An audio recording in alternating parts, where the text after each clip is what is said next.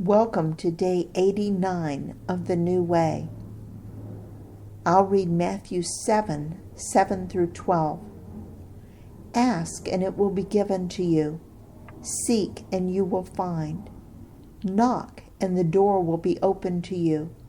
For everyone who asks receives. The one who seeks finds. And to the one who knocks the door will be opened. Which of you, if your son asks for bread, will give him a stone? Or if he asks for a fish, will give him a snake? If you then, though you are evil, know how to give good gifts to your children, how much more will your Father in heaven give good gifts to those who ask him? So in everything, do to others what you would have them do to you, for this sums up the law and the prophets. There are 3 promises that Jesus gives in these verses. If you ask, I'll give what you need. If you seek, I'll help you find it. And if you knock, I will open the door. God delights in giving to his kids. Sometimes we forget how much God desires to open doors for us and to provide for us. I will reread Matthew 7:12. So in everything, do to others what you would have them do to you, for this sums up the law and the prophets.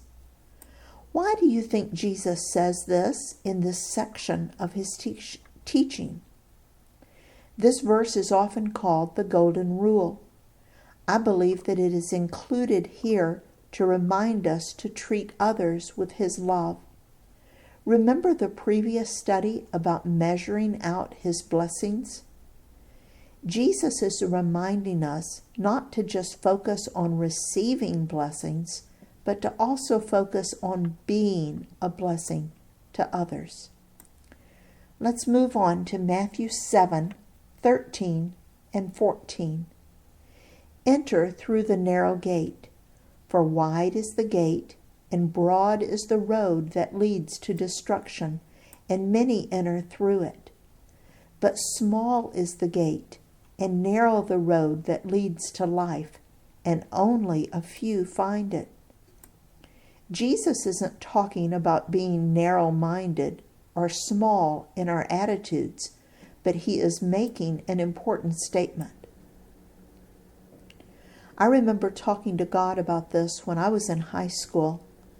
I quit getting invitations to parties because I stood firmly against drinking alcohol, playing sexually explicit games, and I wouldn't participate in seances and Ouija board games. I remember crying and telling God that no one liked me and I was lonely. I remember God asking me why I wasn't invited to the parties. As I told him, I felt he asked me if being obedient to him and pleasing him was worth giving up these things. I remember falling on my knees and recommitting to following him.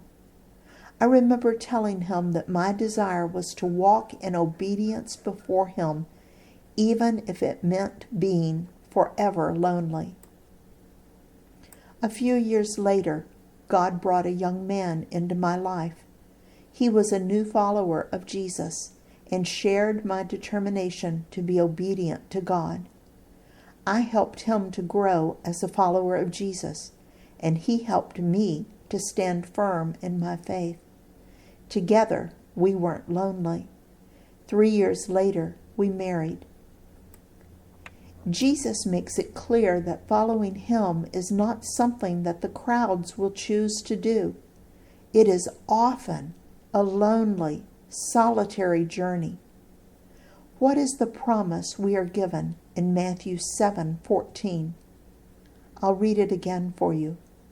But small is the gate, and narrow the road that leads to life, and only a few find it. Following Jesus in obedience leads to life, eternal life forever, an abundant life right now. And I promise you, It's worth it. In His service, Dale.